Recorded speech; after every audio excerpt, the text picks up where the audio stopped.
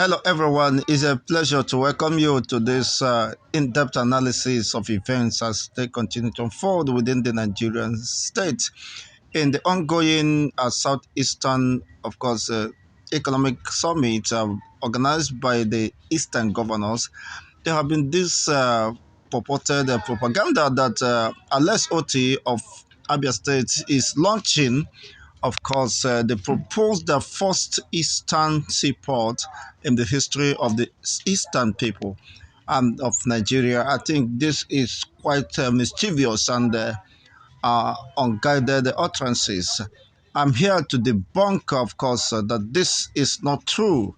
According to revelations and the research I conducted, Eastern region has several seaports, which are the state of art seaport capable of handling tons of cargo to discongest the rot happening in Apapa and Tika Island. But unfortunately, due to some economic propaganda marginalization of the eastern region, of course, by the supposed political elite for reasons best known to them, unfortunately, uh, frustrated those seaports from being functional. So Alex Oti is not launching, of course, or flagging up the first Eastern seaport. This is quite ridiculous and unbecoming of whosoever who may want to parade such unverifiable truths. The reality that Eastern region have been robbed of several opportunities for economic growth and development by the current political class within the Nigerian sphere, most especially after the civil war between the Nigeria and the Biafran, of course, acrimony or hostility that lasted for 3.5 years. After that, there have been deliberate and concise, consistent attempts by the substitute government to paralyze all the economic activities revolving around the seaports. Of course, we have about four seaports in the southeastern region of Nigeria, which include Port Harcourt, complex seaports. We have the Calabar, we have the Warri seaport, we have the Honest seaport, and many other, of course, seaports. These are the major, more pronounced ones, which, of course, have the state-of-the-art seaports capable of handling tons of cargoes. But why is it that there have been silence over the functionality of the seaports? It is quite unfortunate and very ridiculous.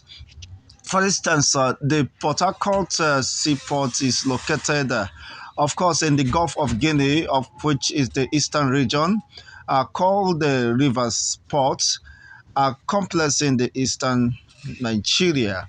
The port entrance, of course, requires a regular dredging for maintaining a constant water depth. Harcourt is an important transshipment hub for Niger and Chad. This is to describe how important and strategic those ports are. But unfortunately, there have been negligence and uh, over this port, and they are now concentrating in Apapa and Tika Island, which is a lesser, which has a lesser deep in terms of comparison to that of Port Harcourt, the Warri, and the Calabar, where, of course, the white men first launched while navigating via Africa or Nigerian, of course, uh, environment. And this is quite ridiculous. So, LSLT may have a better prospect for the Abia State, and which will possibly promote economic hub and reduce the undue exploitations. People should, of course, move their goods to Lagos State Island before it is cleared up and now moved through the roads down to the eastern region, which has increased the cost of those products or materials. Well, it is a good, of course, to note that the approach or steps of OT is commendable, but we have to be reminded, of course, that in the process of downsizing, if I may use the word, of the seaport, we have about 8 seaports, where almost six of them are within the Old Eastern region. For instance, it was reduced to six major seaports, two which, of course, is in Lagos, and the four in the east, namely Lagos, okay, Ports Complex, Tinkan Islands Ports Complex, okay, Calabar, Rivers, One, and Delta as well.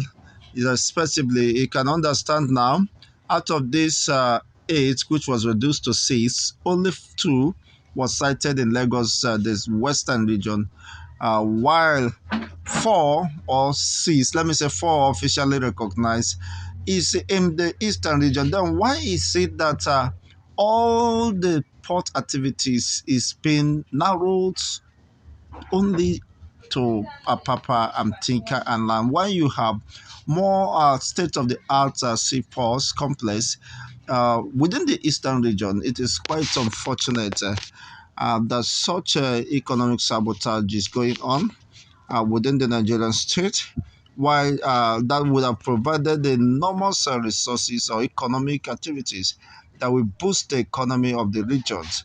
But unfortunately, they have been skimmed out of economic opportunities that would have bettered the lots of the Eastern people. And in the ongoing summit of the Southeastern states has been expressed, of course, OT have expressed some level of willingness and commitment to revive the already moribund industry, multi-billion industry of the seaports that were neglected, which would have fetched more foreign returns or earnings to the regions, but then was unfortunately, for reasons undisclosed, perhaps to the people.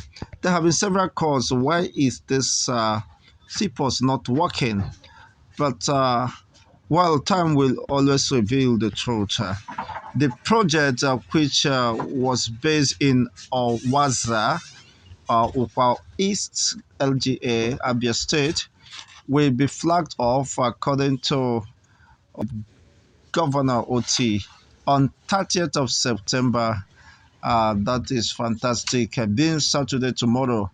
Okay, he made this known, okay, at the ongoing Southeastern Security Summit in Owerri. Well, we wish him well. I think it's a welcome development, and but the reality is that more needed to be done, and more fundamental questions must be asked.